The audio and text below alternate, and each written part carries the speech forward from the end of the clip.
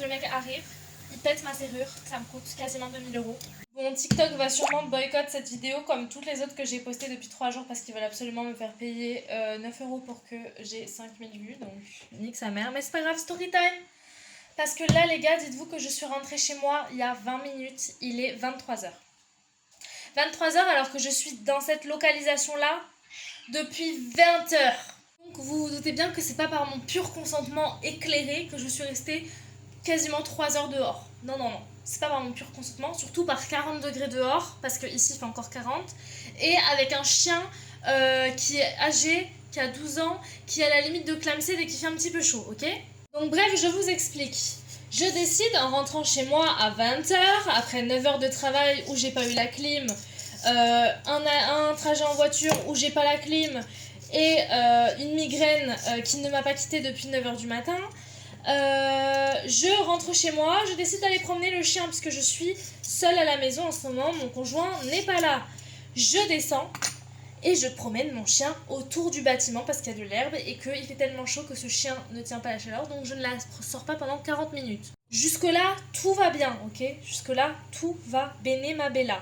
Je remonte avec mon chien au 3e étage sans ascenseur, avec 40 degrés dans le bâtiment, parce que évidemment mes voisins ont fermé les fenêtres aujourd'hui, je ne sais pas pourquoi. Et je ne parle pas des fenêtres de leur appartement, mais bien des fenêtres du couloir qui sont tout le temps fermées alors qu'il fait 40 degrés à l'intérieur. Et en plus, il y a eu du vent toute la journée, donc par pitié, laissez ouvert cette putain de fenêtre. Donc, bref, j'arrive en haut, je déverrouille le seul verrou que je verrouille tout le temps parce que c'est le seul verrou qui est vraiment utile sur cette porte. C'est même pas le verrou de la poignée de la porte, parce que je sais pas si vous voyez ce que c'est une poignée de porte à l'américaine.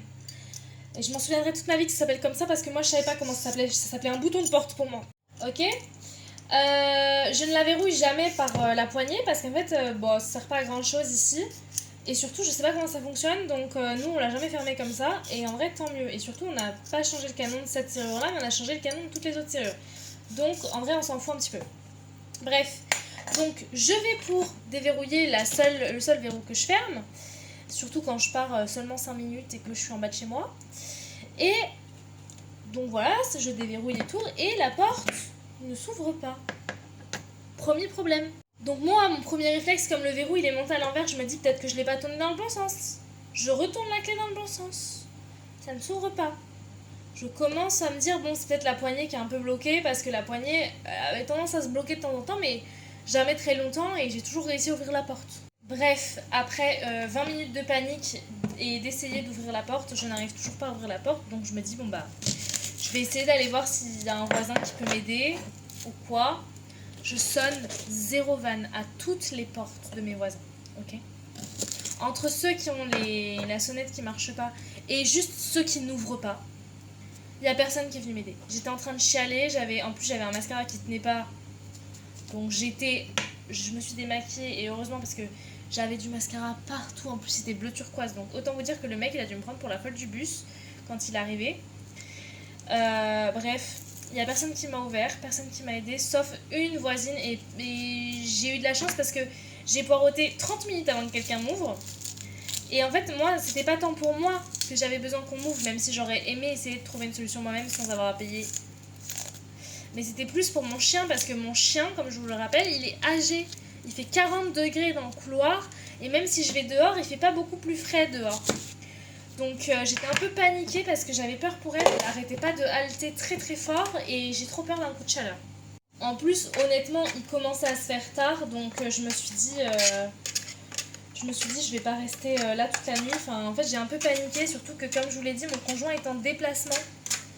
Donc vraiment, c'était pas le moment d'être toute seule dehors, bloquée, parce que j'ai pas de famille ici, j'ai personne. Et entre temps, je vous l'ai pas dit, mais pendant que je cherchais désespérément un voisin qui m'ouvre, j'ai appelé un serrurier, ok? La dame m'a dit oui, je vais faire venir un serrurier, nanana, il va vous rappeler dès qu'il est disponible et vous allez pouvoir entretenir de ça, il va pouvoir vous donner un devis et tout. Le mec a mis 20 minutes à me rappeler et il m'a dit je suis là dans 45 minutes.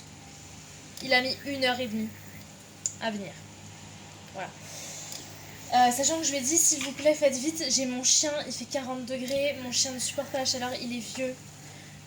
S'il vous plaît faites vite en fait, c'est même pas tant pour moi, c'est vraiment pour elle en fait.